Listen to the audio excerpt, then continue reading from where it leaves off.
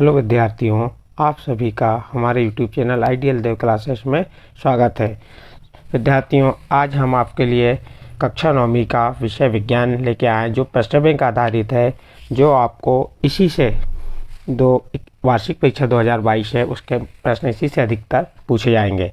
विषय प्रश्न बैंक है हमारी 2021-22 की और इसका विषय है हिंदी और कक्षा 9वीं। यह समग्र शिक्षा अभियान लोक शिक्षण संचालन द्वारा बनाई गई है। इसमें देखिए, आज हम इकाई 2 लेके आ रहे हैं। इसके पहले के वीडियो में हमने आपको इकाई 1 का संपूर्ण हल बताए थे। देखिए, इसमें परीक्षा का व्यवहार बताया उसने बताया इसके माध्यम से क्या क्या रहेगा। पाठ्यक्रमानुसार इकाई एवं विषय का वस्तु, काव्यबोध, इसमें काव्य की परिभाषा, भेद, रस की परिभाषा, प्रकार, उदाहरण, छंद, दोहा, अलंकार, अनुप्रास अलंकार, उपमान अलंकार, रूपक, इनके बारे में इस अध्याय से आएगा। इस इकाई के माध्यम से हमें कुल 14 अंक प्राप्त होंगे, जिसमें वस्तुनिष्ठ प्रश्न 7 अंक के रहेंगे और 2 अंक वाले 2 प्रश्न रहेंगे, 3 अंक का 1 प्रश्न रहेगा। इस प्रकार 3 प्रश्न रहेंगे हमारे, 1, 2 और 3 प्रश्न रहेंगे। 3 प्रश्न कितने अंक के आएंगे? आपके 14 अंक के आएंगे। इस अध्याय में देखिए, कुछ महत्वपूर्ण बिंदु और बताया गया है। निर्धारित इकाई से 1-1 अंक के 7 प्रश्न, 2-2 अंक के 2 प्रश्न तथा 3 अंक के 1 प्रश्न परीक्षा में पूछा जाएगा। अब देखिए, हमारा इकाई 2, उसका पहला प्रश्न है सही विकल्प चुनकर लिखिए। पहला प्रश्न क्या है? सही विकल्प चुनकर लिखिए। इसमें आपको प्रश्न दिए, उसके 4 ऑप्शन दिए। 4 ऑप्शन में से एक ऑप्शन सही है, जिसको आपको चुनना है। देखिए, पहला प्रश्न का पहला नंबर क्या कह रहा है? इसमें जहाँ एक शब्द बार बार आए किंतु उसका अर्थ हर बार अलग अलग हो, वहाँ अलंकार होता है। इसके 4 ऑप्शन दिए। क नंबर यमक, ग नंबर अनुप्रास, ख नंबर श्लेष और घ नंबर रूपक।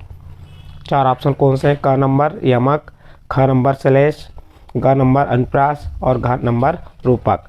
अब इसका आंसर सही देखना है तो सबसे पहले हमें अलंकार का नॉलेज होना अनिवार्य है। जब तक हमें अलंकार मालूम नहीं होंगे तो हम कोई भी परिभाषा या उदाहरण नहीं बता पाएंगे।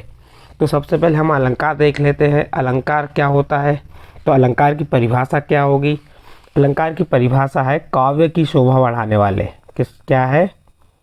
काव्य की शोभा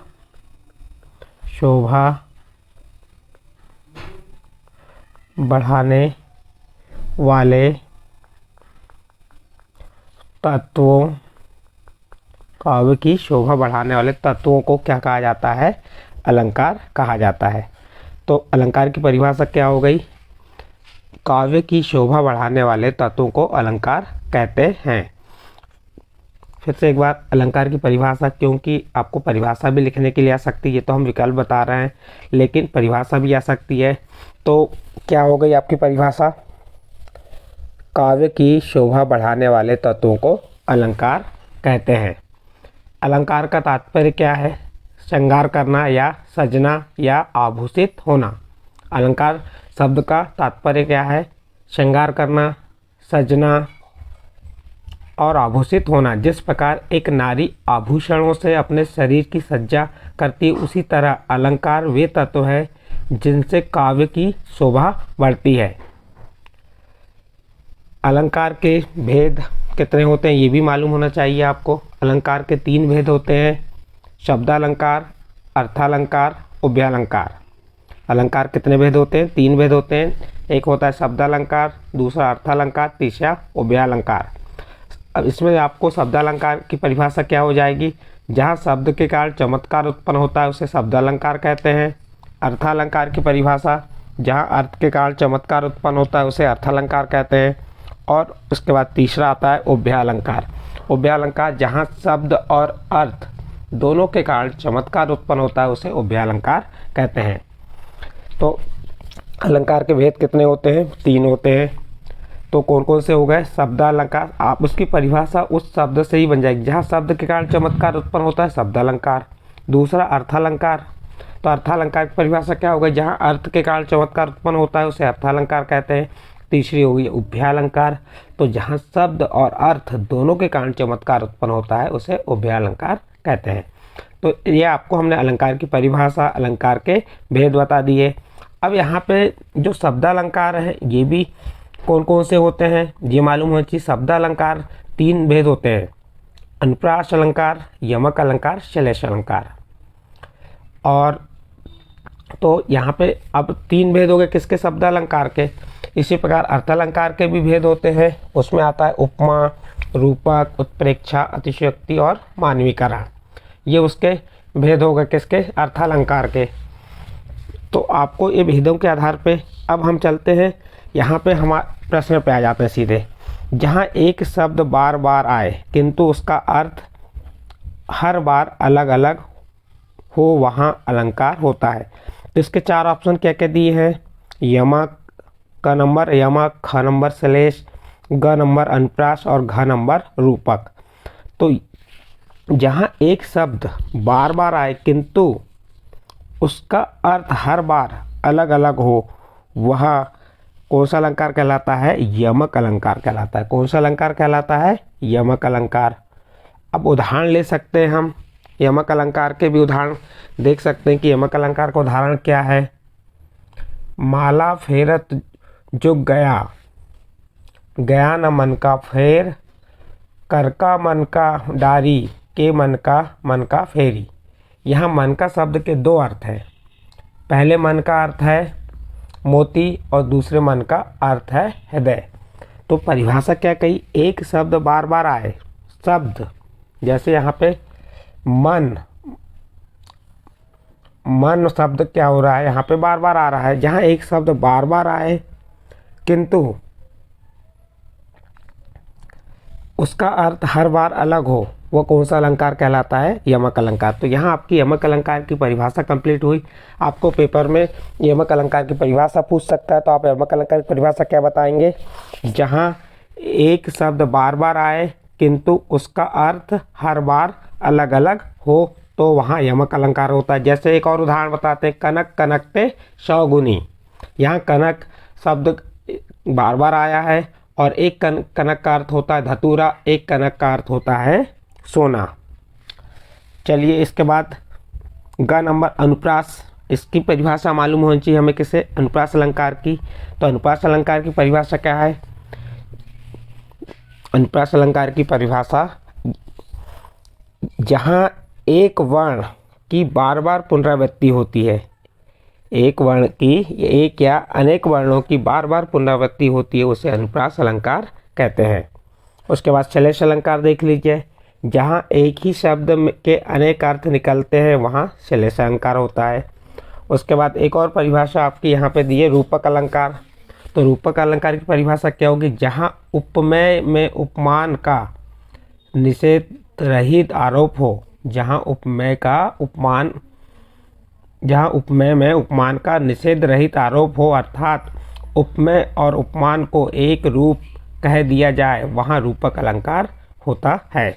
तो यहाँ पे हमने अलंकार के बारे में आपको संपूर्ण रूप से समझा दिए कि अलंकार की परिभाषा क्या होती है, अलंकार के भेद कितने होते हैं, यमक अलंकार की परिभाषा, अनुप्रास अलंकार की परिभाषा, श्लेष अलंकार की परिभाषा और रूपक अलंकार की परिभाषा। ये सब परिभाषाएं बता दी है। और ये हमारा विकल्प भी कंप्लीट हुआ। पहला विकल्प है जहाँ एक शब्द बार बार आए किंतु उसका अर्थ हर बार अलग अलग हो, वहाँ कौन सा अलंकार होता है, तो वहाँ होता है यमक अलंकार। अगला प्रश्न नंबर 2 देखिए इसका, पीपर पात सरित मंडोला में अलंकार है। यहाँ पे पीपर पात सरिस मंडोला में कौन सा अलंकार है, क नंबर उपमा, ग नंबर उत्प्रेक्षा, ख नंबर रूपक और घ नंबर यमक। यहाँ पे उपमा अलंकार की बात आ गई, तो उपमा अलंकार की परिभाषा क्या होती है ये भी मालूम होना चाहिए हमें। उपमा अलंकार क्या होता है, जहाँ एक वस्तु अथवा प्राणी की तुलना अत्यंत सादृश्य के कारण प्रसिद्ध वस्तु या प्राणी से की जाती है, तब वहाँ उपमा अलंकार होता है। तो उपमा अलंकार की परिभाषा हो गई यहाँ पे आपकी। अब देखिए अगला, उत्प्रेक्षा, रूपक और यमक, इनकी परिभाषा हमने आपको बता दी है। उत्प्रेक्षा की परिभाषा देख लीजिए, उत्प्रेक्षा की परिभाषा नहीं बताए थे आपको। काव्य में जहाँ उपमेय में उपमान की संभावना व्यक्त की जाती है, काव्य में जहाँ उपमेय में उपमान की संभावना व्यक्त की जाती है वहाँ उत्प्रेक्षा अलंकार होता है। तो रूपक की परिभाषा बता दिए और यमक की बता दिए। अब यहाँ पे पीपर पात सरिस मन डोला। पीपर पात पीपल के पत्तों, मन की तुलना पीपर के पत्तों से की गई है। यहाँ पर किसकी तुलना, मन की तुलना किससे की गई है, मन डोला, यानी जो हमारा मन है किसके समान डोल रहा है, पीपर के पत्तों के समान। तो यहाँ पे मन की तुलना किससे की गई, पीपर के पत्तों से की है। तो मन क्या है, उपमेय है, और पीपर के पत्ते क्या है, उपमान है। इसलिए इसमें आ जाएगा आपका कौन सा अलंकार आ जाएगा, उपमा अलंकार आएगा। कौन सा अलंकार आएगा, उपमा अलंकार आएगा। फिर अगला प्रश्न देखिए, जहाँ एक ही शब्द के एक से अधिक अर्थ होते हैं, जहाँ एक ही शब्द के एक से अधिक अर्थ होते हैं वहाँ होता है, अभी बताए थे, जहाँ एक ही शब्द या एक से अधिक अर्थ होते हैं उसे श्लेष अलंकार कहते हैं। अगला देखिए, अगला प्रश्न चौथा नंबर का, इसका चौथा नंबर का प्रश्न क्या कह रहा है, काव्य की शोभा बढ़ाने वाले तत्वों को कहते हैं। अभी हमने आपको परिभाषा बताए थे, काव्य की शोभा बढ़ाने वाले तत्वों को अलंकार कहते हैं। तो इसमें क्या आ जाएगा, अलंकार आ जाएगा। इसका आंसर क्या, सही आंसर होगा अलंकार। चारुचंद्र की चंचल किरणें में कौन सा अलंकार है। यहाँ पे देखिए च च च एक वर्ण की बार बार पुनरावृत्ति हो रही है, इसलिए यहाँ कौन सा अलंकार आ जाएगा, अनुप्रास अलंकार। तो इसका सही आंसर होगा अनुप्रास अलंकार। चारु चरण की चंचल किरणें में कौन सा अलंकार होगा, इसमें क नंबर दिया उपमा अलंकार, ख नंबर दिया श्लेष अलंकार, ग नंबर दिया अनुप्रास अलंकार, घ नंबर दिया रूपक अलंकार। तो इसका सही आंसर होगा अनुप्रास अलंकार, क्योंकि इसमें एक वर्ण की बार बार पुनरावृत्ति हो रही है। उसके बाद अगला प्रश्न देखिए, काव्य के भेद माने गए हैं। प्रश्न नंबर 6 है, इसमें पूछा है काव्य के भेद माने गए हैं। तो काव्य के भेद कितने माने गए हैं, काव्य के 2 भेद होते हैं, या 3 या 4 या 5। तो काव्य के 2 भेद होते हैं। कौन कौन से होते हैं 2 भेद, आपको ये भी मालूम होना चाहिए। काव्य के 2 भेद होते हैं, वो होते हैं दृश्य काव्य और श्रव्य काव्य। कौन से 2 भेद होते हैं, दृश्य काव्य और श्रव्य काव्य। दृश्य काव्य और श्रव्य काव्य में अंतर भी पूछ सकता है, दृश्य काव्य श्रव्य काव्य की परिभाषा भी पूछ सकता है। तो दृश्य काव्य क्या है, जिस काव्य को हम आँखों से देखकर आनंद की प्राप्ति करते हैं, जिस काव्य को हम अपनी आँखों से देखकर और कानों से सुनकर, दोनों चीज़ें आ जाती हैं। वैसे तो इसका आएगा आँखों से देखकर, जिस काव्य को आँखों से देखकर आनंद प्राप्त करते हैं उसे दृश्य काव्य कहते हैं, और जिस काव्य में कानों से सुनकर, हम किसी काव्य को कानों से सुनकर जो आनंद की अनुभूति प्राप्त करते हैं उसे श्रव्य काव्य कहते हैं। आप इसको, इसमें अंतर भी आ सकता है। श्रव्य काव्य को पढ़कर या सुनकर आनंद लिया जाता है, जिसमें जैसे इसमें उदाहरण किया जाए कविता, कहानी, उपन्यास, इनको सुन भी सकते हैं और पढ़ भी सकते हैं। और तो इस श्रव्य काव्य हो गया। दृश्य काव्य का आनंद उसे रंगमंच पर अभिनीत होते देखकर किया जा सकता है, जैसे नाटक और एकांकी। इस प्रकार से आपके ये काव्य के भेद हो गए। तो काव्य के 2 भेद होते हैं, ये आपको ध्यान रखना है, कौन से, दृश्य काव्य और श्रव्य काव्य। इसके आगे, उसके बाद आपके यहाँ पे एक और प्रश्न बन सकता है कि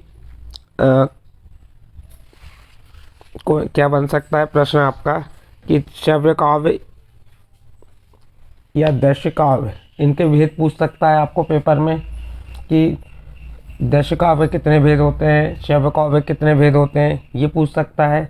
तो उन्हें भी देख लीजिए। अगला प्रश्न देखिए, प्रबंध काव्य के प्रकार बताइए।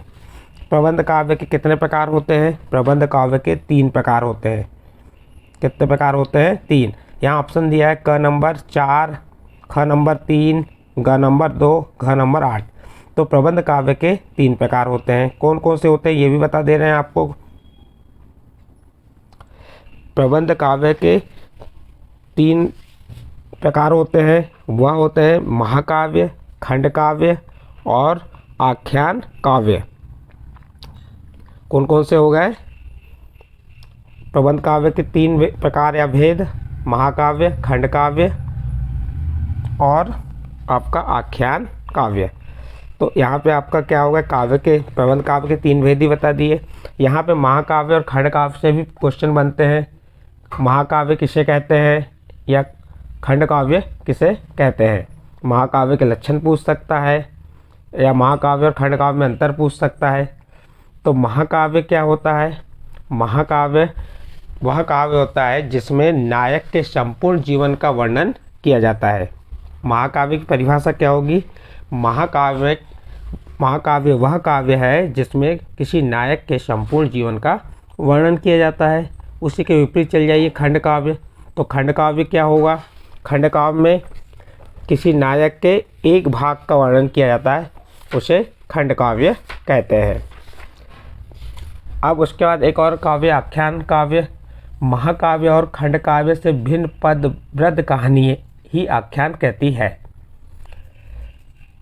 अब यहाँ पे आपको ये भी पूछ सकता है कि प्रसिद्ध महाकाव्य के नाम और उनके रचयिता। तो प्रसिद्ध महाकाव्य कौन कौन से हैं, रामचरितमानस, जिसको किसने लिखा है, तुलसीदास जी ने लिखा है, गोस्वामी तुलसीदास जी ने लिखे हैं।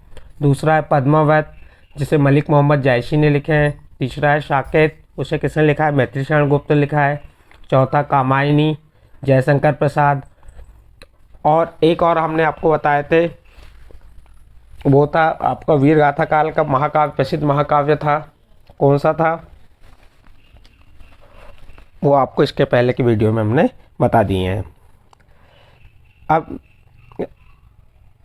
महाकाव्य और खंड काव्य में अंतर भी आप बता सकते हैं। महाकाव्य और खंड काव्य में अंतर क्या हो जाएगा, महाकाव्य का आकार बड़ा होता है, खंड काव्य का आकार छोटा होता है। महाकाव्य में पात्रों की संख्या अधिक होती है, खंड काव्य में पात्रों की संख्या कम होती है। महाकाव्य में 8 सर्ग होते हैं, खंड काव्य में 1 ही सर्ग होता है। तो इस प्रकार से आप महाकाव्य खंड काव्य के बारे में बता सकते हैं। यदि आपको पूछता है महाकाव्य के लक्षण, तो क्या बताएंगे, महाकाव्य के लक्षण क्या हो जाएंगे, इसमें जीवन का विशद व्याख्या होती है, इसकी कथा इतिहास प्रसिद्ध होती है, महाकाव्य का नायक उदात्त चरित्र वाले धीर वीर और गंभीर होता है, महाकाव्य में श्रृंगार रस, शांत रस, वीर रस में से कोई एक रस प्रधान रस होता है। शेष रस कैसे होते हैं, गौड़ होते हैं। महाकाव्य सर्गबद्ध होता है, इसमें कम से कम 8 सर्ग होते हैं। महाकाव्य कथा की विशेषता क्या होगी, महाकाव्य की कथा धारा प्रभावी मार्मिक प्रसंगों पर आधारित होती है। इस मूल कथा के साथ, महाकाव्य में मूल कथा के साथ साथ अन्य सहायक कथाएं भी जुड़ी हुई होती हैं। अब देखिए नेक्स्ट अगला प्रश्न है, इसका अगला विकल्प क्या है, रसात्मक वाक्य काव्यम परिभाषा है। ये रस की परिभाषा है, रसात्मक काव्यम वाक्य काव्यम, ये रस की परिभाषा। आपको प्रश्न पूछा कि रस की परिभाषा क्या है, तो रस की परिभाषा है रसात्मक कम वाक्य काव्यम। और इस परिभाषा को किसने लिखा है, क नंबर आचार्य भामा, ख नंबर आचार्य विश्वनाथ, ग नंबर पंडित राज जगन्नाथ, घ नंबर आचार्य दंडी। तो इसका सही आंसर आ जाएगा ख नंबर आचार्य विश्वनाथ। फिर इसके बाद 9 नंबर देखिए, विभानुभाव संचारी संयोगा रस निष्पत्ति, यह सूत्र किसका है, तो यह क नंबर दंडी का, ख नंबर भरत मुनि का, ग नंबर आचार्य कौशिक का, घ नंबर आचार्य भाद्राचार्य का। तो इसका सही आंसर आ जाएगा भरत मुनि का। विभानुभाव संचारी संयोग रस निष्पत्ति किसकी है, भरत मुनि की है। इसके बाद अगला प्रश्न है, रस के अंग है, क नंबर 2, ख नंबर 4, ग नंबर 6, घ नंबर 8। तो रस के 4 अंग होते हैं, कौन कौन से होते हैं, संयोग रस, वियोग रस, संयोग वियोग, रस के 4 अंग होते हैं, कौन कौन से होते हैं, विभाव, अनुभाव, संचारी भाव और विभाव, अनुभाव, संचारी भाव। ये इसके हैं, रस के अंग हैं।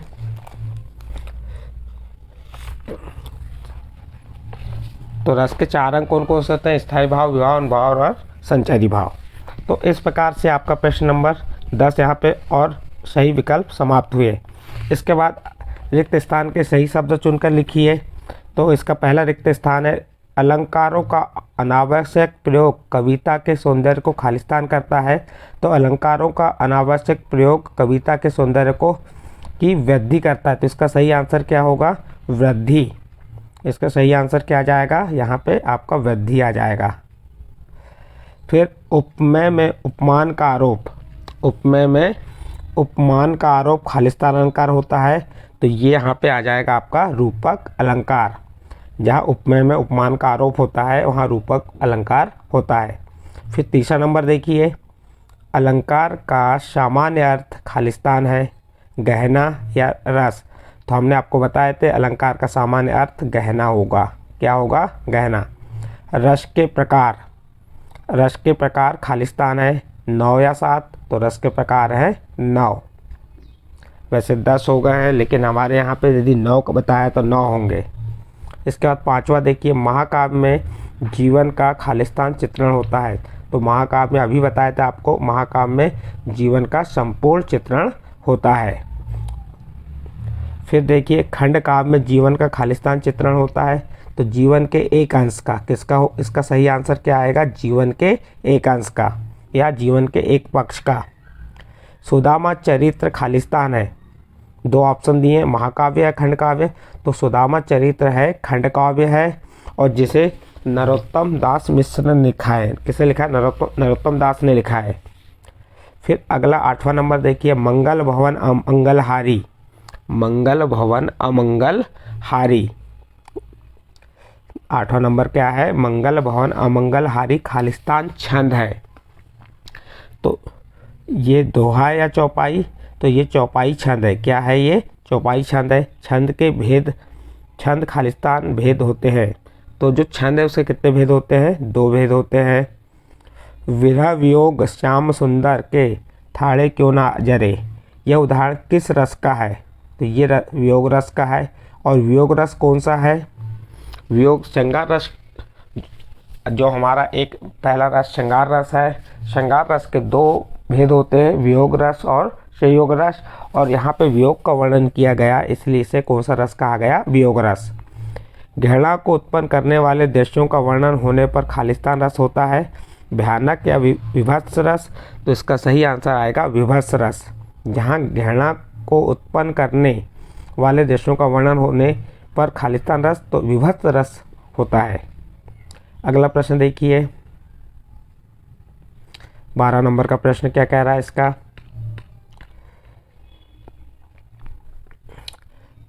जहाँ काव्य सौंदर्य का आधार शब्द होते हैं, जहाँ काव्य सौंदर्य का आधार शब्द होते हैं वहाँ खालिस्तान होते हैं। शब्द अलंकार होता है या अर्थालंकार? तो जहाँ शब्दों के कारण चमत्कार उत्पन्न होता है उसे शब्द अलंकार कहते हैं, और जहाँ अर्थ के कारण चमत्कार उत्पन्न होता है उसे अर्थालंकार कहते हैं। तो यहाँ क्या कह रहा है? काव्य की सौंदर्यता किससे बढ़ रही? शब्द से बढ़ रही है, इसलिए कौन सा अलंकार आएगा? शब्दालंकार।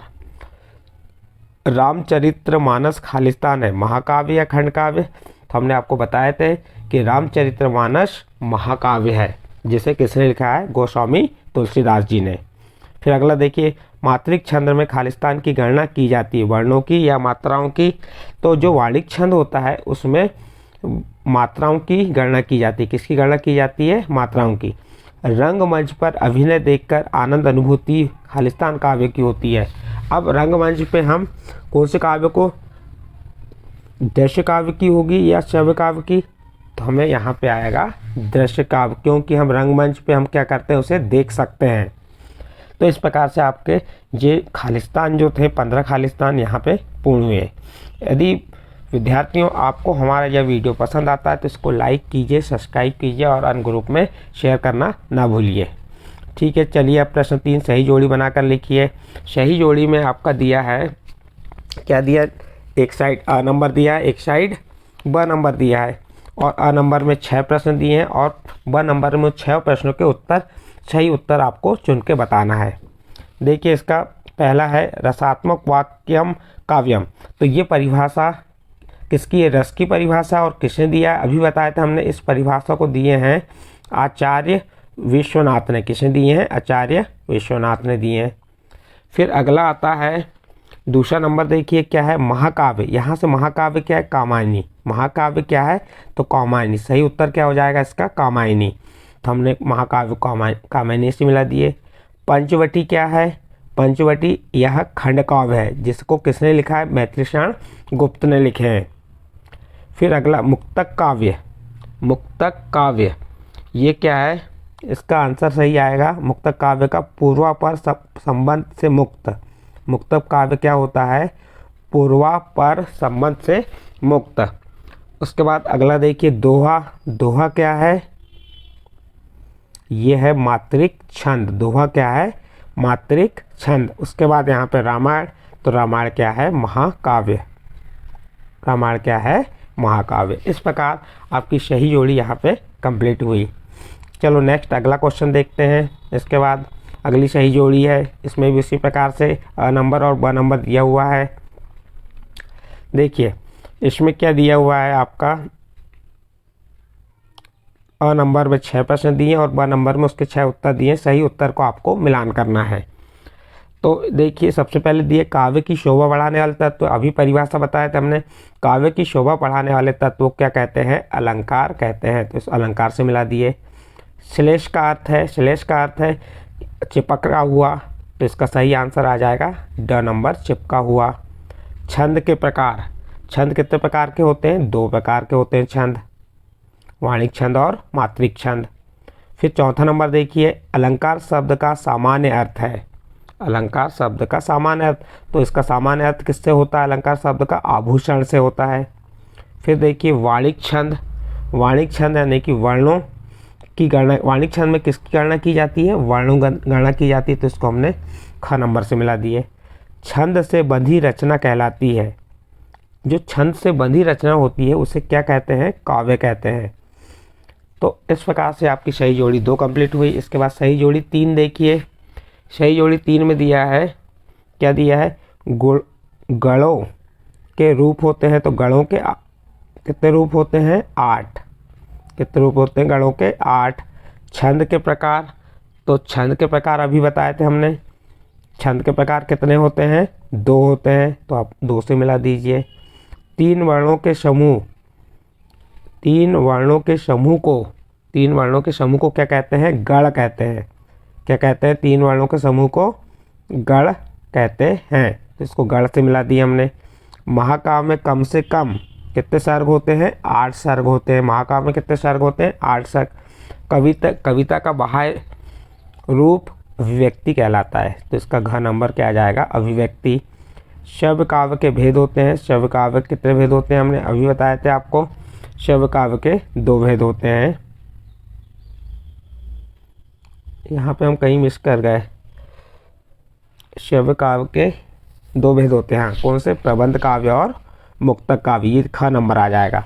शब्द काव्य के 2 भेद होते हैं, प्रबंध काव्य और मुक्तक काव्य। इस प्रकार सही जोड़ी 2 और 3 यहाँ पे कंप्लीट हुई। अगला प्रश्न देखते हैं। अगला प्रश्न है एक वाक्य में उत्तर लिखिए। एक वाक्य में पहला दिया महाकाव्य का कथावस्तु कलवर कैसा होता है, तो इसका उत्तर क्या आ जाएगा? विस्तृत होता है। महाकाव्य कथावस्तु विस्तृत होता है। गोस्वामी, दूसरा नंबर देखिए, गोस्वामी तुलसीदास के प्रमुख महाकाव्य का नाम, तो क्या हो जाएगा? रामचरितमानस। फिर तीसरा नंबर देखिए एक खंड काव्य का नाम लिखिए, तो आप लिख सकते हैं पंचवटी लिख सकते हैं, सुदामा चरित्र लिख सकते हैं, जयद्रथ वध लिख सकते हैं। ये क्या हो गए? खंड काव्य हो गए। जैसे हमने क्या लिख दी? पंचवटी, तो पंचवटी को रचयिता कौन है? पंचवटी के रचयिता है मैत्रेयी गुप्त। जयद्रथ वध उसके भी मैत्रेयी गुप्त हैं। फिर देखिए अगला प्रश्न चौथा, काव्य के कितने भेद होते हैं? तो काव्य के 2 भेद बताए, प्रबंध काव्य और दृश्य काव्य और शैव काव्य। काव्य कितने भेद होते हैं? 2। कौन कौन से होते हैं? दृश्य काव्य और शैव काव्य। प्रबंध काव्य कितने भेद होते हैं? तो प्रबंध काव्य के 3 भेद होते हैं, महाकाव्य, खंड काव्य और आख्यान काव्य। मुक्तक काव्य के भेद बताइए तथा उनके नाम लिखिए। तो मुक्तक काव्य के 2 भेद होते हैं, गैर मुक्तक और पाठ्य मुक्तक। मुक्तक काव्य कितने भेद होते हैं? 2 भेद होते हैं, और उनके नाम क्या हो गए? गैर मुक्तक और पाठ्य मुक्तक। फिर अगला प्रश्न, चरण सरोज पखान लागे में कौन सा अलंकार है? इसमें रूपक अलंकार है। चरण सरोज पखारन लागे, इसमें कौन सा अलंकार आ जाएगा? रूपक अलंकार। 8वां नंबर देखिए, रस के प्रमुख अंगों अंक कितने हैं, रस के प्रमुख अंक कितने हैं? तो रस के प्रमुख 4 अंक होते हैं, स्थायी भाव, विभाव, अनुभाव और संचारी भाव। अगला प्रश्न, जिस काव्य का आनंद पढ़कर या सुनकर लिया जाता है उसे क्या कहते हैं? तो उसे रस कहते हैं। रस की परिभाषा क्या हो सकती है? जिस काव्य को पढ़कर सुनकर आनंद लिया जाता है उसे रस कहते हैं। फिर 10वां नंबर, श्रृंगार रस का स्थायी भाव। तो श्रृंगार रस का स्थायी भाव क्या है? रति। और श्रृंगार रस कितने प्रकार होते हैं? 2, संयोग श्रृंगार और वियोग श्रृंगार। इस प्रकार आपका प्रश्न नंबर 4 कंप्लीट हुआ। अगला प्रश्न देखिए। अगला प्रश्न है सत्य असत्य। रस युक्त वाक्य ही काव्य है, कथन आचार्य विश्वनाथ का है सही। ये क्या आ जाएगा? इसका सही आ जाएगा। पहले का क्या आएगा? सत्य। प्रबंध काव्य में छंदों में पूर्वापर संबंध होते हैं सही। खंड काव्य में अनेक सर्ग होते हैं असत्य। खंड काव्य में अनेक सर्ग नहीं होते, एक सर्ग होता है। फिर चौथा नंबर देखिए, महाकाव्य में एक ही छंद का प्रयोग होता है असत्य। महाकाव्य में एक छंद का नहीं, अनेक छंदों का प्रयोग होता है। खंड काव्य की कथा वस्तु विस्तृत होती है असत्य। खंड काव्य की कथा वस्तु विस्तृत नहीं होती, असत्य आएगा। महाकाव्य में एक सर्ग होता है असत्य, जबकि महाकाव्य में कितने सर्ग होते हैं? 8 सर्ग होते हैं। फिर 7वां नंबर देखिए, मुक्तक काव्य में प्रत्येक छंद अपने पास में स्वतंत्र और पूर्ण रहता है सत्य। सही आ जाएगा इसका। अलंकार का सामान्य अर्थ है गहना, बिल्कुल सही। मानो झूम रहे तरु भी मंद पवन के झोंकों से, पंक्ति में उत्प्रेक्षा अलंकार है, तो इसका आंसर भी बिल्कुल सत्य है। कविता के शाब्दिक अनुशासन को छंद कहते हैं सत्य। खंड काव्य मुक्तक काव्य का एक भेद है। खंड काव्य मुक्तक काव्य का एक भेद है, बिल्कुल गलत, असत्य आएगा इसका। कविता का आंतरिक रूप लय है असत्य। अगला प्रश्न देखिए, काव्य में जहाँ उपमेय और उपमान को आरोप होता है